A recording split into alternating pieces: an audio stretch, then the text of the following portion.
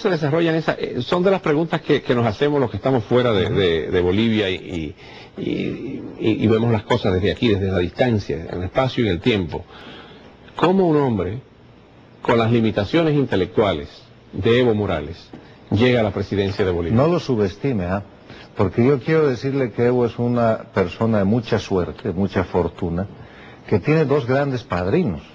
Tiene un padrino rico, el que más gasta en política en el hemisferio, que se llama Hugo Chávez.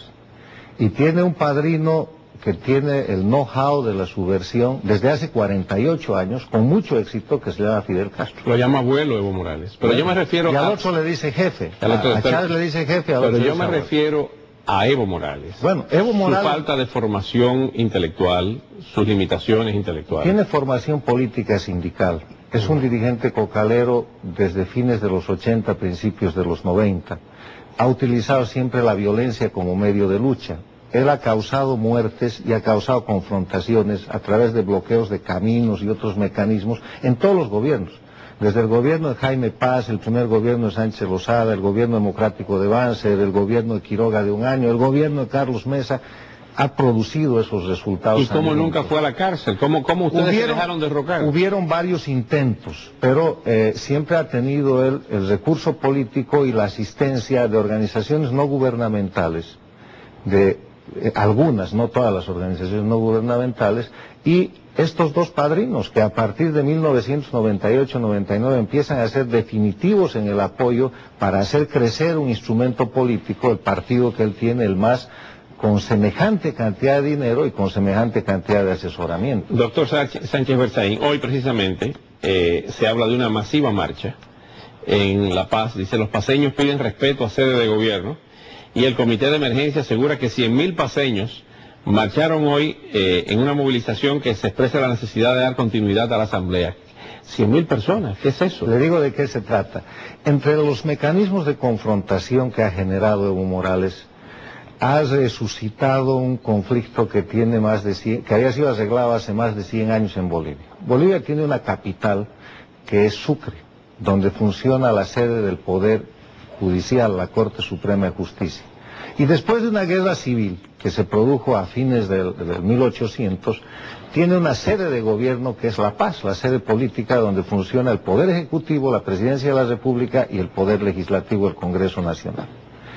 En Bolivia hay una asamblea constituyente, porque siguiendo el modelo chavista hay que hacer una constituyente para perpetuarse en el poder. Qué raro, ¿no?, que haya eso en Bolivia, que haya eso en el Ecuador. Lo que acaba de hacer el domingo pasado el presidente Correa en Ecuador. Así es, eso ya está en marcha en Bolivia desde hace un año. Y entre los temas que trata la constituyente, se ha planteado el tema de la capitalidad. Entonces, Sucre ha reclamado la capitalidad plena, quiere el Poder Ejecutivo y el Legislativo más, como era en la fundación de la República en Sucre, y La Paz dice, no, nosotros queremos tener lo que tenemos. Entonces, se han producido hechos violentos hace 2 o 3 semanas en Sucre, donde Evo Morales ha mandado campesinos cocaleros para aplacar a la ciudadanía sucrense que reclamaba aquello. Han habido noticias internacionales muy fuertes. Y ahora La Paz marcha para reclamar su parte. El país está confrontado innecesariamente. ¿Va a haber una guerra civil? Espero que no, no creo. Espero que no. Bolivia se va a dividir lo que llaman las provincias de la Media Luna y lo que es Potosí, La Paz. Yo creo que eso es parte de la propaganda cubana. Es parte de la propaganda para aterrorizar al pueblo boliviano y tratar de amenazar a la gente que está reclamando por sus derechos y libertades democráticas. Bolivia no se va a dividir, no va a haber guerra civil, pero lo que tiene que haber es respeto a la democracia, respeto a la libertad, respeto a la constitución política del Estado y a las leyes. Y lo que Evo Morales hace en Bolivia es pisotear todo eso buscando implantar el modelo venezolano, que no es otra cosa que el modelo cubano. Yo le traigo a colación lo siguiente. ¿Cuál es el eslogan de Chávez hoy día?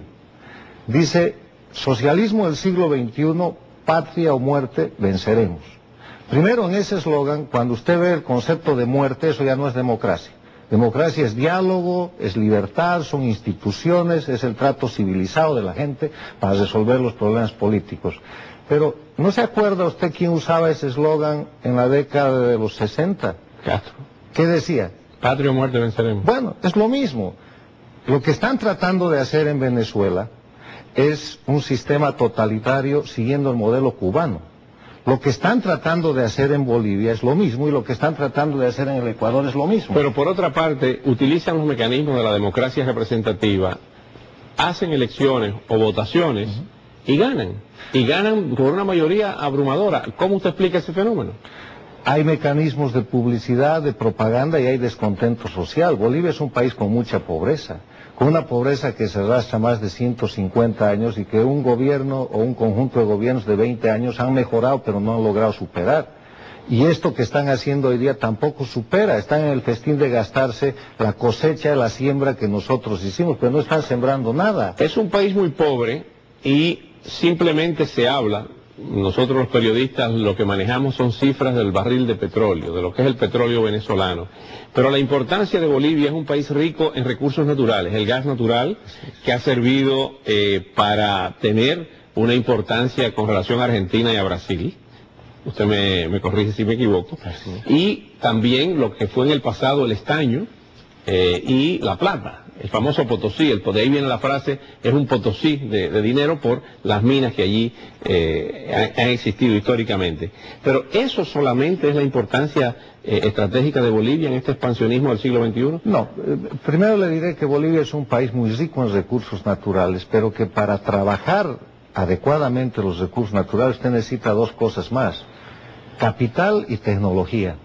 Y para eso hay que estar incorporado al mundo. Y Evo acaba de correr el año pasado a todos los inversionistas, al punto que ahora se está asociando con Irán. Dice que para conseguir una inversión de $1.000 millones en materia de gas. De eso vamos a hablar. Hablamos luego. De eso vamos, porque tenemos que ir a la pausa comercial. De eso vamos a hablar. Ha espantado a los inversionistas tradicionales, norteamericanos y occidentales. Pero ¿qué es lo que busca? Una nueva correlación de fuerzas, me lo contesta cuando regrese. Señala que espanta la inversión extranjera el presidente de Bolivia, Evo Morales, pero busca otras alianzas extracontinentales, o sea, con Mahmoud Ahmadinejad, que acaba de estar en La Paz, el iluminado de Teherán, pero ha tenido muy buenas relaciones históricamente Evo Morales con Muammar al-Gaddafi en Libia. ¿No es una sustitución de participantes en la explotación de los recursos naturales de Bolivia?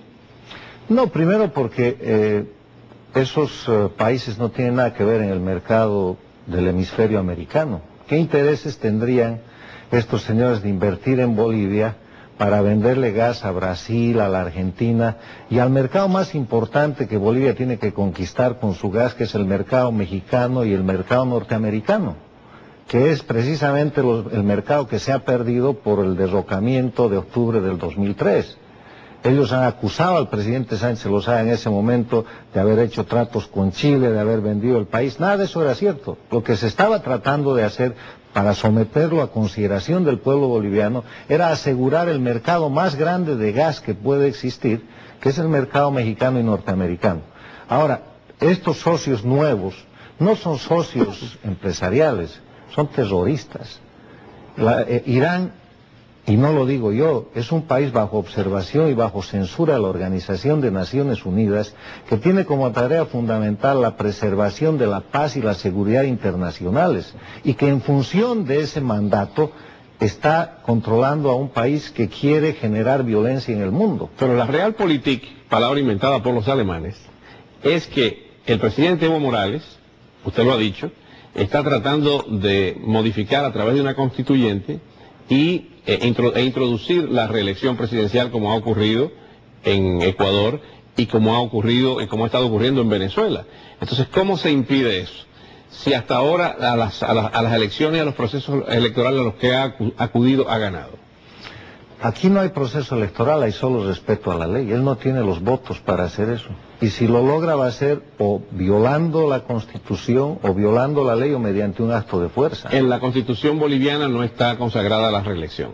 No, está más bien prohibida. En la Constitución boliviana dice que se puede reelegir un presidente después de un periodo. Y en las reglas de la Constituyente y en la Constitución vigente que regula la Constituyente dicen que las decisiones se toman por 2/3 de votos. Y Evo Morales no tiene 2/3 de la Constituyente, ese es su problema. Por eso en un año no ha podido lograr ningún resultado. Por eso en Bolivia todavía hay algunas libertades y algunas garantías, pese a que en este tiempo Evo Morales ya ha copado las fiscalías, la Corte Suprema y ahora está defenestrando al Tribunal Constitucional.